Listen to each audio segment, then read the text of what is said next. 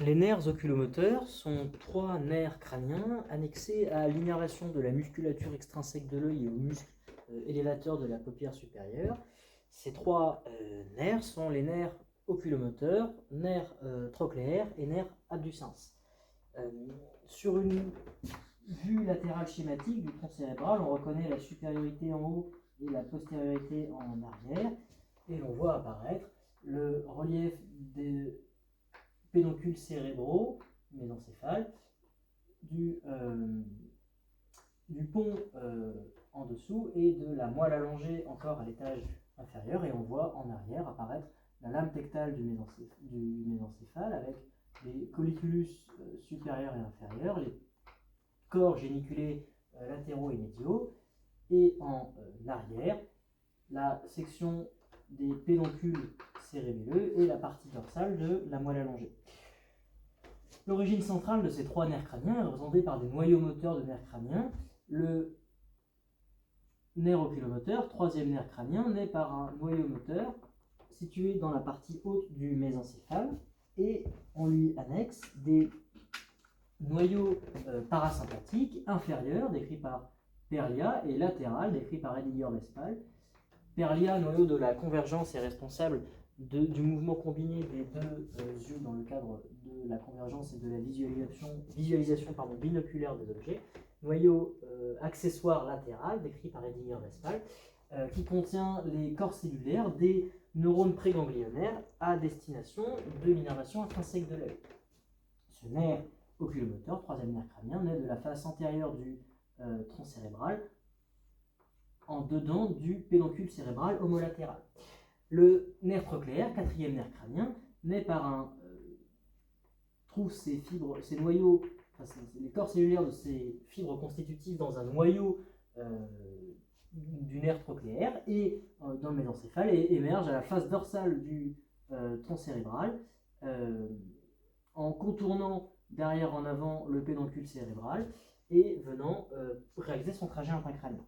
Enfin, le nerf abducens, sixième nerf crânien, a son noyau à la partie la plus basse du pont du tronc cérébral et émerge au niveau du sillon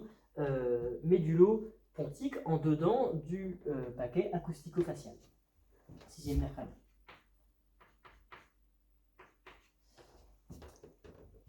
Origine apparente, origine réelle. Sur une vue supérieure de l'étage moyen de la base du crâne, on reconnaît l'antériorité en haut et la latéralité droite à ma droite, et on voit apparaître en arrière la coupe du mésencéphale avec ici les deux pédoncules cérébraux,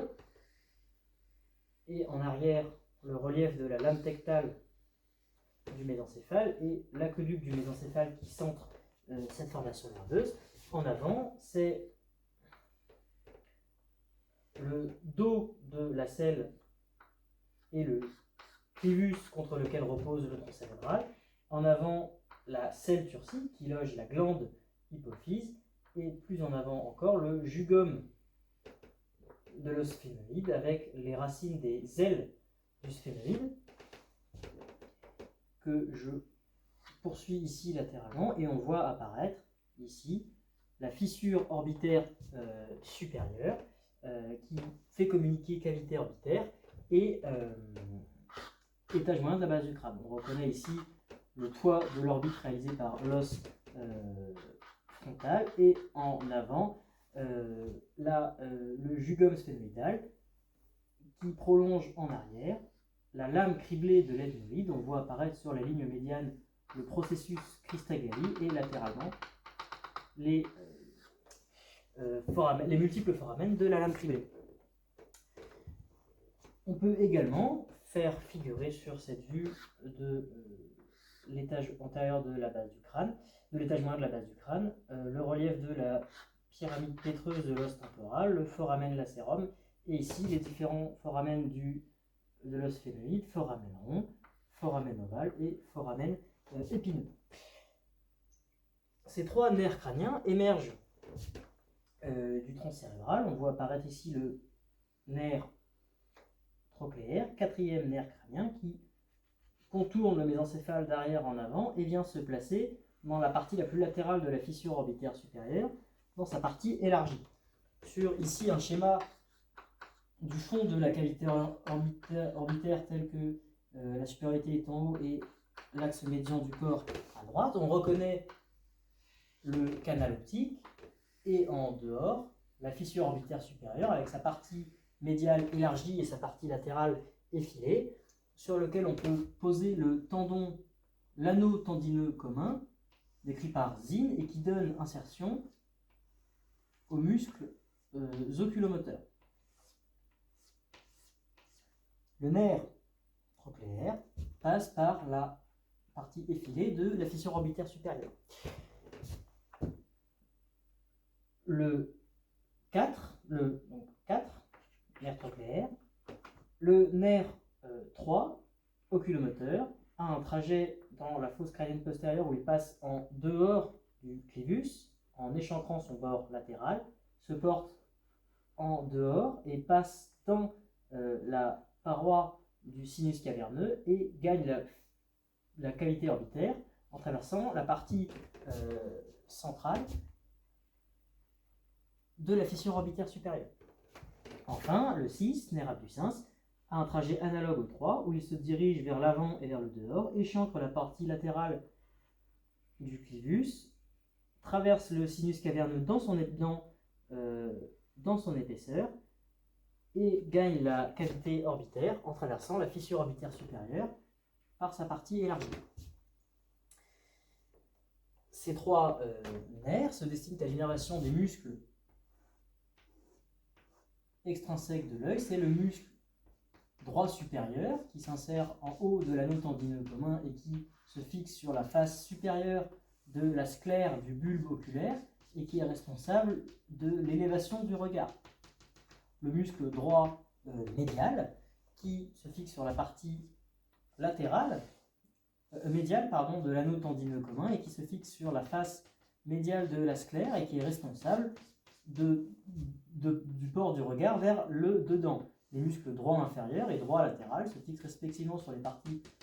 inférieures et latérales de l'anneau tendineux commun, se fixent sur les faces respectives de la sclère du bulbe oculaire et portent respectivement le regard vers le bas et vers le dehors. Ces trois nerfs oculomoteurs se destinent à la musculature d'abord des droits de l'œil et également du muscle élévateur de la paupière supérieure qui prend son origine au fond de la cavité orbitaire et se place au-dessus du muscle droit supérieur de l'œil. Ce sont également les muscles obliques supérieurs de l'œil qui se réfléchit dans une poulie de réflexion au niveau de la en regard de la partie antéromédiale de l'orbite et se fixe sur la partie postérolatérale de la sclère, et on voit ici, on ne voit pas apparaître ici, le muscle oblique inférieur de l'œil. Le nerf oculomoteur, troisième nerf crânien, se destine à l'innervation du muscle droit supérieur, élévateur de la paupière supérieure, également au muscle droit médial, droit inférieur, et également au muscle, ici, oblique inférieur. Le nerf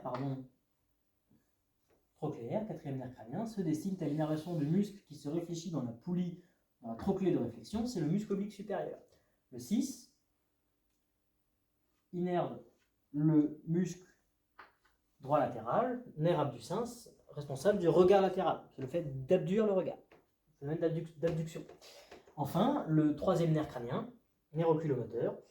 contient un contingent parasympathique, contingent de fibres parasympathiques qui font relais dans le ganglion ciliaire, qui se place en arrière du bulbe de l'œil, et qui contient les fibres responsables du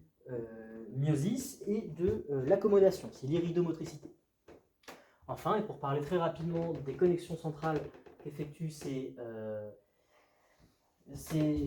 nerfs crâniens, on peut parler tout d'abord de la voie cortico-nucléaire qui appartient à la voie pyramidale, qui depuis le cortex se projette